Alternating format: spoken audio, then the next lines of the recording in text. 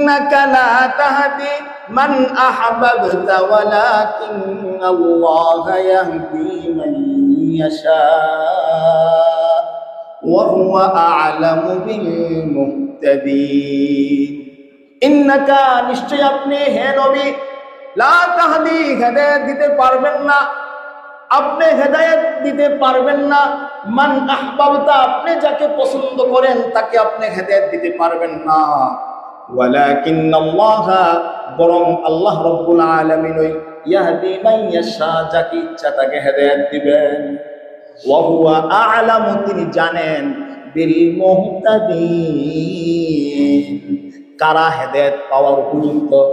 আল্লাহু আকবার, আল্লাহু আকবার। এই আয়াতে কারিমা অবতীর্ণ হওয়ার পরে নবীজি নিরাশ হয়ে গেলেন আর ইস্তেগফার করা বন্ধ হয়ে গেল। সাহাবায়ে কেরামের মধ্যে এই ঘটনা ঘটেছে। সাহাবায়ে কেরামের মধ্যে যারা সদ্য মুসলমান হয়েছে, মাত্র মুসলমান হয়েছে, তাদের বাবা মা অনেকে কাফের মুশরিক অবস্থায় মারা গেছে। তো তারাও আসলো, ইয়া রাসূলুল্লাহ আমরা আল্লাহর কাছে তওবা করি, ইস্তেগফার করি, আমাদের বাপ মাকে আল্লাহ মাফ করেন। কিন্তু আল্লাহ আয়াত অবতীর্ণ হওয়ার পরে আল্লাহ বললেন কখনো না, কখনো না, ঈমান আর কুফর কখনো এক হতে পারে না। আগুন পানি যেমন কখনো এক হতে পারে না, দিন রাত যেমন কখনো এক হতে পারে না, ঠিক তেমনি ভাবে ঈমান আর কুফর পশ্চিম কালো এক হতে পারে। সে যাবে জাহান্নামে আর তুমি যাবে জান্নাতে। সুবহানাল্লাহ। বদরের যুদ্ধে আবু সুফিয়ান, উহুদের যুদ্ধে আবু সুফিয়ান বলেছিল, যখন মুসলমানদের বিশাল ক্ষয়ক্ষতি হলো, তখন সে বলেছিল আবু সুফিয়ান এটা বদরের যুদ্ধের পাওনা দিলাম, বদলা দিলাম। লম্বা আলোচনা আসছে। তখন রাসূল করিম সাল্লাল্লাহু আলাইহি ওয়াসাল্লাম বলছে তোমরা উত্তর দিও না। সর্বশেষ একের পর এক প্রশ্ন করতে আছে। তখন নবীজি সাল্লাল্লাহু আলাইহি ওয়াসাল্লাম বলেন যে তোমরা বলো সাহাবায়ে কেরাম, আল্লাহু মাওলানা ওয়ালা মাওলা লাকুম, আমাদের মাওলা আল্লাহ, তোমাদের কোনো মাওলা নাই। আর কাতলানা ফিল জান্নাহ, আমাদের যারা নিহত হয়েছে তারা জান্নাতে চলে গেছে। আর ওয়া কাতলাকুম ফিন নার, তোদের যারা নিহত হয়েছে, হত্যা হয়েছে, তারা জাহান্নামে চলে গেছে।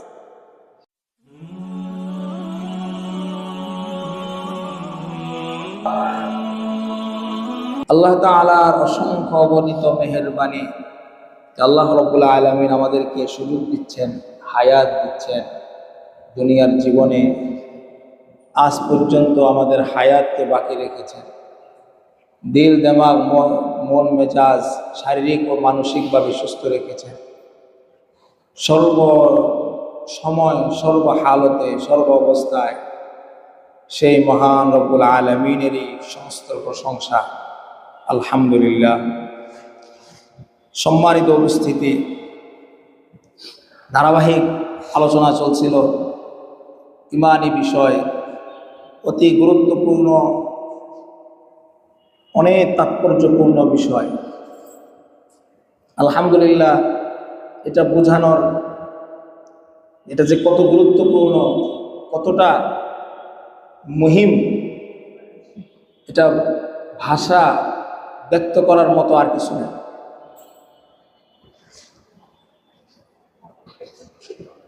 তো প্রথম ঈমান ভঙ্গের প্রথম নম্বর কারণ নিয়ে আলোচনা হয়েছিল, যে এক নম্বর কারণ হলো আশ-শিরকু ফি ইবাদাতিল্লাহি ওয়াহদা, যে আল্লাহ রাব্বুল আলামিনের ইবাদতের মধ্যে অন্য কাউকে শরীক করা, অন্য কাউকে অংশীদার সাব্যস্ত করা। গত জুমাতে এই বিষয়ে কিছু বলা হয়েছিল যে মহান রব্বুল আলামিন এই একাত্মবাদের নীতিতে, একাত্মবাদের বিষয়ে আপোষহীন নীতি অবলম্বন করেছে। কোনো আপোষ নেই, আপোষহীন নীতি। অন্যান্য বিষয়ে আল্লাহ ছাড় দেন,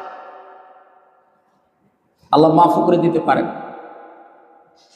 আল্লাহর সাথে সে নাফরমানি করেছে, সে জিনা করেছে, সে অন্যায় করেছে, যেটা আল্লাহর সাথে সম্পর্কিত, আল্লাহ ইচ্ছা করলে মাফ করতে পারে, তুমি করবেন। আর যদি তওবা হয়, ইস্তেগফার হয়, অবশ্যই আল্লাহ মাফ করেন। সুবহানাল্লাহ, অবশ্যই আল্লাহ মাফ করে দেন। কিন্তু তাওহীদ, একাত্মবাদ, এটার ব্যাপারে আল্লাহ কোনো আপোষ করবেন না। হযরত ইব্রাহিম আলাইহিস সালাতু ওয়াস সালাম জলিলুল কদর এক নবী, যে নবীর নাম কোরআনে বারবার এসেছে, এবং যেই নবী এই উম্মতের জন্য দোয়া করেছেন, নবীর জন্য দোয়া করেছেন। এবং নবীজি সাল্লাল্লাহু আলাইহি ওয়াসাল্লামের বংশের সেই ইব্রাহিম আলাইহিস সালাতু ওয়াস সালামের দুই পুত্র ছিল, ইসমাঈল আলাইহিস সালাতু ওয়াস সালাম, আরেকজনের নাম হলো ইসহাক আলাইহিস সালাতু ওয়াস সালাম। ইসহাক আলাইহিস সালাতু ওয়াস সালামের বংশে অসংখ্য অগণিত নবী রাসূল এসেছে, যাদেরকে বলা হয় বনি ইসরাঈল। ইসহাক আলাইহিস সালাতু ওয়াস সালামের এক সন্তান ইয়াকুব আলাইহিস সালাতু ওয়াস সালাম, অর্থাৎ ইব্রাহিম আলাইহিস সালাতু ওয়াস সালামের নাতি, ছেলের ঘরের নাতি। ইয়াকুব আলাইহিস সালাতু ওয়াস সালামের উপাধি ছিল বনি ইসরাঈল। ইসরাঈল কি ছিল? উপাধি কি ছিল? ইসরাঈল। ইসরাঈল এই শব্দের অর্থ হলো আল্লাহর বান্দা, হিব্রু ভাষা। তাওরাত ছিল হিব্রু ভাষায়, তো তাওরাতে ইসরাঈল এই শব্দের অর্থ হলো আব্দুল্লাহ। আরবিতে আমরা বলতে পারি আব্দুল্লাহ। আব্দুল মানি দাস, আল্লাহ মানে আল্লাহ, তো আল্লাহর বান্দা। তো ইসরাঈল এই শব্দের অর্থ হলো, ইসরো শব্দের অর্থ হলো আব্দুল, ইল মানে আল্লাহ, আব্দুল্লাহ। তো এই উপাধি ছিল ইয়াকুব আলাইহিস সালাতু ওয়াস সালাম। তো ইয়াকুব আলাইহিস সালাতু ওয়াস সালামের ইতিহাস লম্বা আলোচনার বিষয়। ওনার 11 জন পুত্র ছিল, তার মধ্যে ইউসুফ আলাইহিস সালাতু ওয়াস সালাম নবী হয়েছেন, শ্রেষ্ঠ সুন্দর, লম্বা আলোচনা। তো তার সন্তানদেরকে বলা হয় বনি ইসরাঈল, অর্থাৎ ইসরাঈলের সন্তান, ইয়াকুব আলাইহিস সালামের সন্তান। একটা লম্বা যুগ আল্লাহ তাআলা এই ইব্রাহিম আলাইহিস সালাতু ওয়াস সালামের পুত্র ইসহাক আলাইহিস সালাতু ওয়াস সালামের পরশে অসংখ্য অগণিত নবী রাসূল পাঠিয়েছে। এটা আল্লাহর দয়া, আল্লাহর অনুগ্রহ। এই আলোচনাটা আমরা যারা আলহামদুলিল্লাহ কোরআন পড়ি, সূরা বাকারা থেকে আল্লাহ আলোচনা শুরু করেছে। ইয়া বনি ইসরাঈল আযকুরু নি'মাতি আল্লাতী আন'আমতু আলাইকুম, ইয়া বনি ইসরাঈল, এই শব্দগুলা বারবার আল্লাহ বলেছে, আল্লাহ তাআলা বারবার বলেছে ইয়া বনি ইসরাঈল আযকুরু নি'মাতি আল্লাতী আন'আমতু আলাইকুম ওয়া আন্নী ফাদ্দালতুকুম আলাল আলামিন। হে বনি ইসরাঈল, হে ইয়াকুব আলাইহিস সালাতু ওয়াস সালামের সম্প্রদায়ের সন্তানেরা, উযকুরু, স্মরণ করো, নি'মাতি আল্লাতী, আমার ওই নিয়ামতকে, যেই নিয়ামত আমি তোমাদেরকে দান করেছি, আন'আমতু আলাইকুম, আমি তোমাদেরকে দান করেছি, ওয়া আন্নী ফাদ্দালতুকুম আলাল আলামিন, আর আমি তোমাদেরকে আমার নিজ অনুগ্রহে, নিজের দয়ায় বিশ্ববাসীর উপর শ্রেষ্ঠত্ব দান করেছি। সুবহানাল্লাহ। অসংখ্য নবী আসছে, কিন্তু ইব্রাহিম আলাইহিস সালাতু ওয়াস সালাম স্পেশাল ভাবে একটা দোয়া করেছেন, যেই দোয়াটা সূরা বাকারার 19 নম্বর পৃষ্ঠায় আল্লাহ রাব্বুল আলামিন এভাবে উল্লেখ করেন, রব্বানা ওয়াবআথ ফীহিম রাসূলাম মিনহুম ইয়াতলু আলাইহিম আয়াতিনা ওয়া ইউযাক্কিকুম ওয়া ইউআল্লিমুকুমুল কিতাবা ওয়াল হিকমাহ। আল্লাহ রাব্বুল আলামিন ইব্রাহিম আলাইহিস সালাতু ওয়াস সালামের এই দোয়াটা করেছেন 450 বছর আগে, কিন্তু এর বাস্তবায়ন করেছেন 4,500 বছর। 4,500 বছর আগে দোয়া করেছেন, বাস্তবায়িত হয়েছে 4,500 বছর পর। সুবহানাল্লাহ। যে আল্লাহ আমার এই সন্তান ইসমাঈল তার ওরসে এমন এক নবী আপনি পাঠান যেই নবী 4 কাজের মাধ্যমে উম্মতকে হেদায়েত দান করবে, উম্মতকে পরিচালনা করবে। তাতলু আলাইহিম আয়াতি, 1 নম্বর কাজ হলো আপনার কিতাব, আপনি যেই কিতাব দান করবেন এই কিতাব তেলাওয়াত করবেন। ওয়া ইউযাক্কিহিম, উম্মতকে পরিশুদ্ধ করবে। ওয়া ইউআল্লিমুহুমুল কিতাব, এবং এই কিতাবের ইলম উম্মতকে শিক্ষা দিবে। ওয়াল হিকমা, আর সুন্নাহর ইলম শিক্ষা দিবে। এই 4 কাজের মাধ্যমে এমন এক নবী পাঠান যে নবী উম্মতকে এই 4 কাজের উপর উঠাবে, 4 কাজের দাওয়াত দিবে, 4 কাজের মাধ্যমে উম্মতকে শ্রেষ্ঠত্ব দান করবে। আল্লাহ রাব্বুল আলামিন দোয়া কবুল করলেন।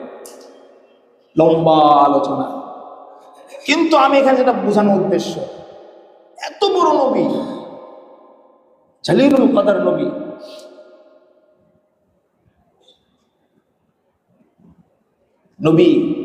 নবুয়ত পাওয়ার পরে আল্লাহর হুকুম আসলো, তোমার বাবাকে দাওয়াত দাও। ইব্রাহিম আলাইহিস সালাতু ওয়াস সালাম দরদ মাখা কণ্ঠে, আবেগ আপ্লুত অবস্থায় তাওহীদের বুনিয়াদ নিয়ে বাবাকে দাওয়াত দিচ্ছে। সূরা মারইয়ামের আল্লাহ তাআলা এই আলোচনাটা চমৎকার ভাবে উল্লেখ করেছে। আল্লাহ বলেন, ওয়াযকুর ফিল কিতাবি ইব্রাহিম ইন্নাহু কানা সিদ্দীকান নাবিয়্যা ইয ক্বালা লিআবিহি ইয়া আবাতি লিমা তা'বুদু মা লা ইয়াসমা'ু ওয়া লা ইউবসিরু ওয়া লা ইউগনি আনকা শাইআ يا أبت إني قد جاءني من العلم ما لم يأتك فاتبعني أهدك صراطا سويا يا أبت لا تعبد الشيطان إن الشيطان كان للرحمن عصيا يا أبت إني أخاف أن يمسك عذاب من الرحمن فتكون للشيطان وليا سبحان الله। চমৎকার ভাবে দরদ মাখা কণ্ঠে অন্তঃস্থল থেকে সমস্ত শ্রদ্ধা ভক্তি নিয়ে বাবাকে দাওয়াত দিচ্ছে যে বাবা, আপনি এমন কিছু মাবুদের ইবাদত করছেন যারা কানেও শুনে না, চোখেও দেখে না, আপনার কোনো ক্ষতিও করতে পারে না, কোনো উপকারও করতে পারে।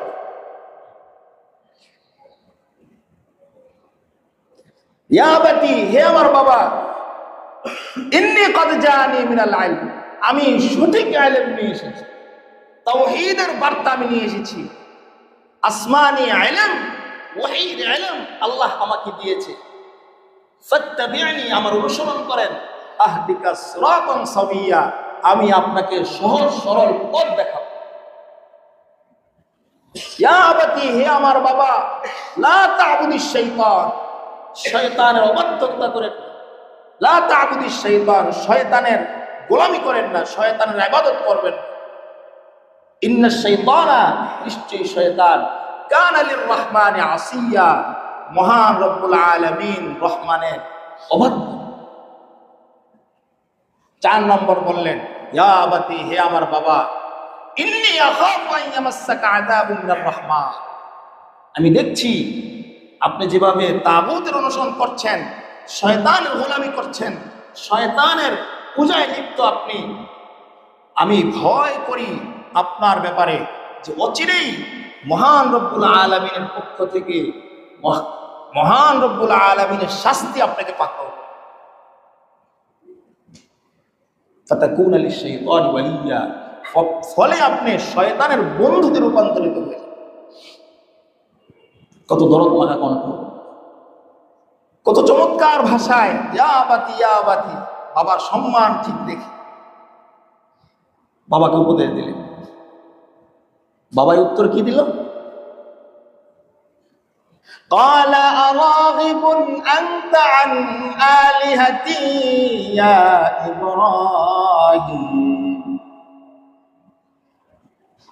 قال أراغب হে ইব্রাহিম, তুমি কি আমাকে আমার উপাস্য থেকে বিমুখ করতে চাও?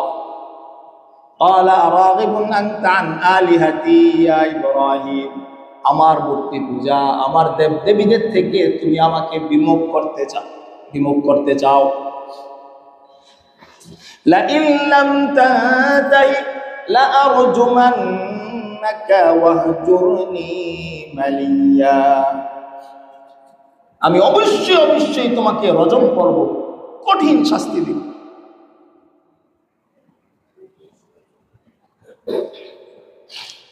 এভাবে সর্বশেষ ইব্রাহিম আলাইহিস সালামের বাক্য ছিল ক্বালা সালামুন আলাইক, আপনার প্রতি সালাম।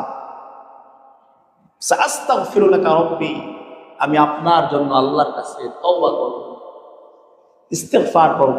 বলেছিলেন, 3 জায়গায় বলেছিলেন আমি আপনার জন্য আল্লাহর কাছে তওবা করব, ইস্তিগফার। এই এক জায়গায়, আরেক জায়গায় বলেছিলেন সূরা মুমতাহিনার মধ্যে, ওখানেও বলেছিলেন। আরেক জায়গায় বলেছিলেন সূরা শুআরার মধ্যে, ওয়াগফির লি আবি, আল্লাহ আমার বাবাকে ক্ষমা করে দেন, ইন্নাহু কানা মিনাদ দাল্লিন, সে পথভ্রষ্ট হয়ে গেছে আল্লাহ। এখন কথা হলো, মুশরিক পিতামাতাদের জন্য দোয়া করা যায় না? এটা সে জীবন্ত থাকা অবস্থায় যখন সে ভাবছেন আমি হয়তো দোয়া করলে আল্লাহ কবুল করতে পারেন, আল্লাহ হয়তো মাফ করতে পারেন, তখন তিনি বলেছেন আমি দোয়া করব। কিন্তু যখন স্পষ্ট হয়ে গেছে ওহীর মাধ্যমে তোমার বাবা গোমরাহি থেকে আর ফিরে আসবে না, অবাধ্যতার মধ্যেই থাকবে, মূর্তি পূজার মধ্যেই থাকবে, আর সে কোনোদিন গোমরাহিতে আসবে না, তখন তিনি আল্লাহ থেকে এই কথাটা আল্লাহ সূরা বারাতের মধ্যে, তাওবার মধ্যে বলেছেন। ইব্রাহিম আলাইহিস সালাম যখন এটা তার ভিতরে স্পষ্ট হলো যে তার বাবা আল্লাহর দুশমন, আল্লাহর শত্রু, আল্লাহর অবাধ্যতাকারী, এবং সে কখনো মূর্তি পূজা থেকে, শিরক থেকে ফিরে আসবে না, তখন ইব্রাহিম আলাইহিস সালাম তাবাররা মিন, তিনি আর দোয়া করেন নাই, মুক্ত হয়ে গেলেন। সম্মানিত হাজিরিন, এই কথাটা, এই লম্বা আলোচনাগুলো আমি এই জন্য আনছি। সূরা তাওবার 113 নম্বর আয়াতে কারিমা অবতীর্ণ হয়েছে। 113 নম্বর আয়াতে কারিমা কেন অবতীর্ণ হয়েছে এটা বোঝানোর জন্য। বুখারী ও মুসলিম শরীফে এই হাদিসটি বর্ণিত হয়েছে। লক্ষ্য করেন, খেয়াল করেন, রাসূল করিম সাল্লাল্লাহু আলাইহি ওয়াসাল্লাম জনাবে আবু তালেব, রাসূলের চাচা, কত কষ্ট, কত ত্যাগ, কত কোরবানি করেছেন নবীর জন্য, নবীর দ্বীনকে প্রতিষ্ঠা করার জন্য। এমন কোনো কষ্ট বাকি নাই যেটা চাচা হিসাবে করে নাই।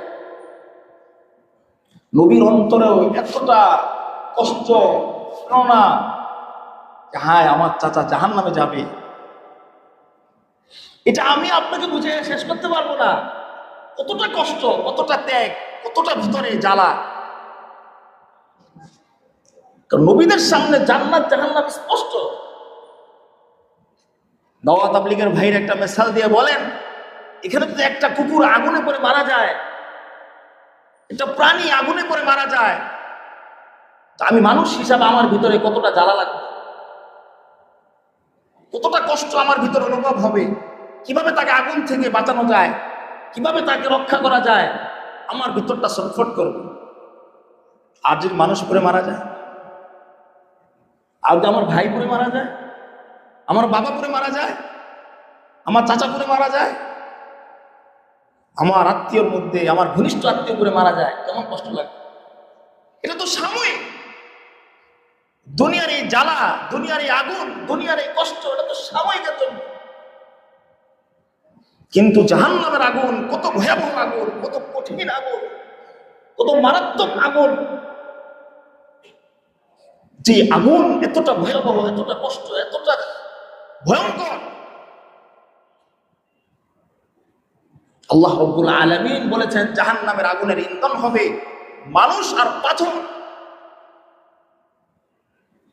পাথর পৃথিবীতে কোনোদিন গলে না, সেই পাথর হবে জাহান্নামের আগুনের ইন্ধন। ওই জাহান্নামের আগুনের মধ্যে আমার চাচা যাবে, এমনকি চিরকালের জন্য। কতটা কষ্ট নবীর ভিতরে। খাজা আবু তালেব ইন্তেকাল করবেন, মৃত্যু সজ্জায় নবীজি সাল্লাল্লাহু আলাইহি ওয়াসাল্লাম গেলেন চাচার কাছে। সেখানে আবু জাহেল, আব্দুল্লাহ ইবনে উবাই, উমাইয়া ইবনে খলফ তারাও ছিল। যেহেতু সে এখন ঈমান আনে নাই, কাফের, নবীজি গেলেন। নবী চাচাকে দাওয়াত দিলেন। নবী চাচাকে বললেন যে আপনি তো মারা যাচ্ছেন, শুধু আপনি লা ইলাহা ইল্লাল্লাহ এতটুকু পড়েন, শুধু লা ইলাহা ইল্লাল্লাহ এতটুকু আপনি পড়েন। আল্লাহ ছাড়া কোনো মাহবুদ নেই, মুহাম্মাদুর রাসূলুল্লাহ বলতে হবে না। যেহেতু মক্কার কাফেরদের ঝামেলা এটা নিয়ে, শুধু এটা পড়েন। আমি আপনার জন্য কিয়ামতের মাঠে আল্লাহর কাছে সুপারিশ করব। সুবহানাল্লাহ। নবী দাওয়াত দিলেন, শেষ দাওয়াত, শেষ। মৃত্যু সজ্জায় এদিক দিয়ে আবু জাহেল, আব্দুল্লাহ ইবনে উবাই, কাফেরদের মুশরিকদের লিডাররা ছিল, সে আবু তালেবকে তারা বলল, আতারগাবু আন মিল্লাতি আব্দুল মুত্তালিব। হে আবু তালেব, আবু তালেব, তুমি কি আব্দুল মুত্তালিবের মিল্লাত ধর্ম থেকে মুখ ফিরে যাবে? অর্থাৎ মূর্তি পূজা। সে দ্বিধাদ্বন্দ্বে পড়ে গেল। সর্বশেষ সে বলে উঠল, ফাকালা আবু তালেব আনা আলা মিল্লাতি আব্দুল মুত্তালিব। নাউযুবিল্লাহ। আমি আব্দুল মুত্তালিবের ধর্মের উপরই আছি। ফাকালা নবী সাল্লাল্লাহু আলাইহি ওয়াসাল্লাম, নবীজি সাল্লাল্লাহু আলাইহি ওয়াসাল্লাম বললেন, সাস্তাগফিরু লাকা, আমি তোমার জন্য আল্লাহর কাছে তওবা করব, ইস্তিগফার করব।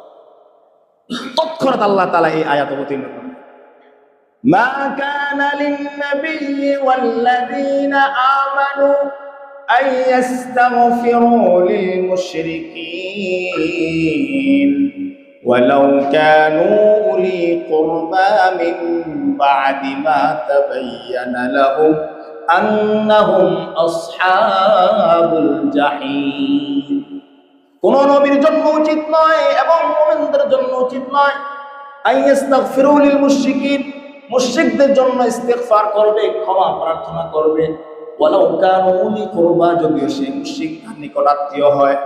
মিন বাদি মা তাবায়্যানা লাহুম, তার কাছে এই কথা স্পষ্ট হওয়ার পর, আন্নাহুম আসহাবুল জাহিম, তার ওই নিকট আত্মীয়, তার ওই বন্ধু, তার ওই ভাই, সে জাহান্নামী। নাউযুবিল্লাহ। আরেকটা আয়াত অবতীর্ণ হলো, ইন্নাকা লা তাহদি মান আহবাবতা ওয়ালাকিন্নাল্লাহা ইয়াহদি মান ইয়াশা ওয়া হুয়া আ'লামু বিল মুহতাদিন। ইন্নাকা, নিশ্চয় আপনি হে নবী, লা তাহদি, হেদায়েত দিতে পারবেন না, আপনি হেদায়েত দিতে পারবেন না, মান আহবাবতা, আপনি যাকে পছন্দ করেন তাকে আপনি হেদায়েত দিতে পারবেন না। ওয়ালাকিন্নাল্লাহা, বরং আল্লাহ রাব্বুল আলামিন ইয়াহদি মান ইয়াশা, যাকে ইচ্ছা তাকে হেদায়েত দিবেন। ওয়া হুয়া আ'লামু, তিনি জানেন, বিল মুহতাদিন, কারা হেদায়েত পাওয়ার উপযুক্ত। আল্লাহু আকবার, আল্লাহু আকবার। এই আয়াতে কারিমা অবতীর্ণ হওয়ার পরে নবীজি নিরাশ হয়ে গেল, আর ইস্তেগফার করা বন্ধ হয়ে গেল। সাহাবায়ে কেরামের মধ্যে এই ঘটনা ঘটেছে। সাহাবায়ে কেরামের মধ্যে যারা সদ্য মুসলমান হয়েছে, মাত্র মুসলমান হয়েছে, তাদের বাবা মা অনেকে কাফের মুশরিক অবস্থায় মারা গেছে। তো তারাও আসলো, ইয়া রাসূলুল্লাহ, আমরা আল্লাহর কাছে তওবা করি, ইস্তেগফার করি, আমাদের বাপ মাকে আল্লাহ মাফ করেন। কিন্তু আল্লাহ আয়াত অবতীর্ণ হওয়ার পরে আল্লাহ বললেন, কখনো না, কখনো না, ঈমান আর কুফর কখনো এক হতে পারে না। আগুন পানি যেমন কখনো এক হতে পারে না, দিন রাত যেমন কখনো এক হতে পারে না, ঠিক তেমনি ভাবে ঈমান আর কুফর পশ্চিম কালো এক হতে পারে। সে যাবে জাহান্নামে আর তুমি যাবে জান্নাতে। সুবহানাল্লাহ। বদরের যুদ্ধে আবু সুফিয়ান, উহুদের যুদ্ধে আবু সুফিয়ান বলেছিল, যখন মুসলমানদের বিশাল ক্ষয়ক্ষতি হলো, তখন সে বলেছিল, আবু সুফিয়ান, এটা বদরের যুদ্ধের পাওনা দিলাম, বদলা দিলাম। লম্বা আলোচনা আসছে। তখন রাসূল করিম সাল্লাল্লাহু আলাইহি ওয়াসাল্লাম বলছে, তোমরা উত্তর দিও না। সর্বশেষ একের পর এক প্রশ্ন করতে আছে। তখন নবীজি সাল্লাল্লাহু আলাইহি ওয়াসাল্লাম বলেন যে তোমরা বলো, সাহাবায়ে কেরাম, আল্লাহু মাওলানা ওয়ালা মাওলা লাকুম, আমাদের মাওলা আল্লাহ, তোমাদের কোনো মাওলা নাই। আর কাতলানা ফিল জান্নাহ, আমাদের যারা নিহত হয়েছে তারা জান্নাতে চলে গেছে। আর ওয়া কাতলাকুম ফিন নার, তোদের যারা নিহত হয়েছে, হত্যা হয়েছে, তারা জাহান্নামে চলে গেছে। কখনো এক হতে পারে। সম্মানিত হাজিরিন, আমি এই কথাটা বুঝাচ্ছি এই জন্য, কুফরের সাথে কোনোভাবে আপোষ করা যাবে। সূরা যুখরুফের মধ্যে আল্লাহ রাব্বুল আলামিন দীর্ঘ আলোচনা টানছেন।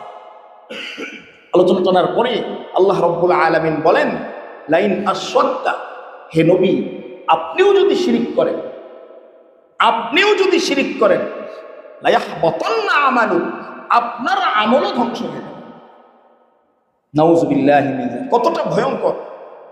এটাকে আরবিতে বলা হয় ফরদ মাহাল, অসম্ভব বিষয়কে সম্ভবের স্থানে রাখা। এটা অসম্ভব বিষয়, এটাকে সম্ভবের স্থানে রাখা। আল্লাহ কোরআনে চমৎকার ভাবে কয়েক জায়গায় এটার উপর উপমা দিয়েছে। যেমন কাফেরদেরকে বলেছেন, তারা কখনো জান্নাতে যেতে পারবে না যতক্ষণ না সুইয়ের ছিদ্র দিয়ে ওট প্রবেশ করে। সুইয়ের ছিদ্র দিয়ে ওট প্রবেশ করা সম্ভব ওয়ালা ইয়াদখুলুনাল জান্নাহ হাত্তা ইয়ালিজাল জামালু ফি সাম্মিল খিয়ার, যতক্ষণ না ওটের ছিদ্র, সুইয়ের ছিদ্র দিয়ে ওট প্রবেশ না করে ততক্ষণ কাফেররা জান্নাতে যেতে পারবে না। মানে কি, কখনো তারা জান্নাতে যেতে পারবে না।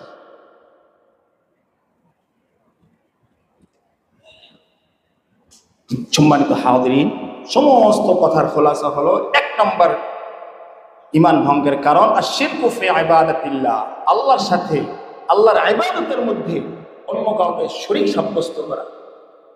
বিশদ আলোচনা, লম্বা আলোচনার বিষয়। আমি যদি 5 জুমা আলোচনা করি, আলোচনা শেষ করি। কোরআনে আহকামে আলোচনা আসছে কত, মাত্র 500 থেকে 550 আয়াত। সব আলোচনা শিরিক মুক্ত ঈমান, ঈমান বাঁচাও, ঈমান বাঁচাও, ঈমান বাঁচাও, ঈমান হেফাজত। ঈমানের হেফাজত করে তুমি তো একবার সুবহানাল্লাহ বলো, এই সুবহানাল্লাহ দাম আসমান জমিনে নেকি দ্বারা পরিপূর্ণ হয়ে যাবে। সুবহানাল্লাহ। এই জন্য 1 নম্বর আশ-শিরকু ফি ইবাদাতিল্লাহ। 2 নম্বর বলেছিলাম, মান জাআলা বাইনাহু ওয়া বাইনাল্লাহি ওয়াসাইত, আল্লাহ এবং বান্দার মাঝে কোনো মাধ্যম সাব্যস্ত করা। আল্লাহ এবং বান্দার মাঝে কোনো মাধ্যম সাব্যস্ত করা, এই আকীদা পোষণ করা যে আল্লাহ পর্যন্ত পৌঁছা আমার দ্বারা সম্ভব না। আমার একজন পীর ধরতে হবে, ওই পীর আমার আল্লাহ পর্যন্ত নিয়ে যাবে। একটা হলো, 2টা বিষয় এখানে, পীর মানা, পীরের হক কথার অনুসরণ করা। আরেকটা হলো পীরের উপরেই এই আকীদা পোষণ করা যে পীর আমারে জান্নাতে নিয়ে যাবে। নাউযুবিল্লাহ। এটা হলো কুফরি, শিরিক। এই শিরিকটা মক্কার কাফেরদের মধ্যে ছিল। আল্লাহ সূরা জুমারের মধ্যে বলেন, মা না'বুদুহুম ইল্লা লিয়ুকাররিবুনা ইলাল্লাহি যুলফা। মক্কার কাফেরদেরকে যখন একাত্মবাদের কথার দিকে দাওয়াত দিলেন, তখন তারা বলল, মা না'বুদুহুম, আমরা তো এই মূর্তির ইবাদত করি না, ইল্লা লিয়ুকাররিবুনা, তবে এই জন্য তাদের ইবাদত করি যে এরা আমাদেরকে নৈকট্য করে দিবে ইলাল্লাহি, আল্লাহর দিকে।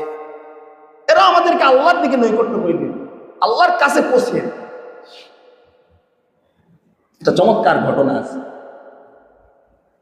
তাদের সমস্ত মূর্তি যখন তারা বানায় দেখবেন তাদের হাতগুলো কিন্তু এভাবে রাখে, সব মূর্তির হাতে এভাবে থাকে। দুর্গা, লক্ষ্মী, সরস্বতী, আরো যত আছে আক্রম বাক্রম আছে না, সব হাত এমনি থাকে। আমি একদিন এক হিন্দুকে প্রশ্ন করলাম, তুমি মূর্তিগুলো এমনি বানাই কেন? দেখো আমাদের মূর্তিগুলো আমরা এমনি এই জন্য বানাই যে মূর্তি বলে আমি কিছু জানি না, সব জানে আল্লাহ।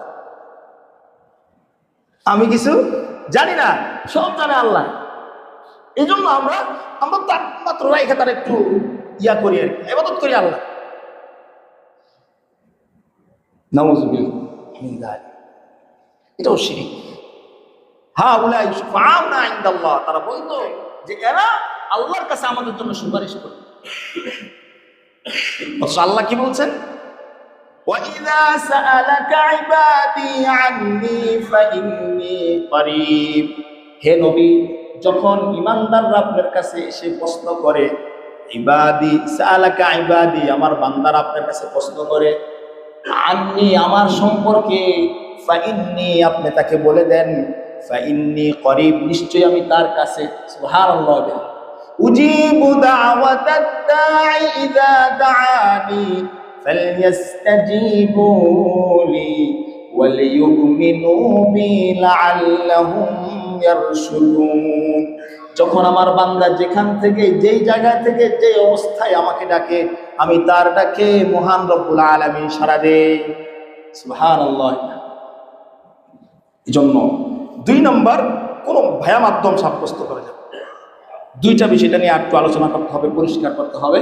আল্লাহ রব্বুল আলামিন আমাদেরকে সমস্ত খুরাফাত, সমস্ত শিরিক, সমস্ত কুসংস্কার থেকে পরিহার করে সঠিক তাওহীদ, ঈমানের উপর অটল থাকার তৌফিক দান করেন। আমিন ওয়া আখির।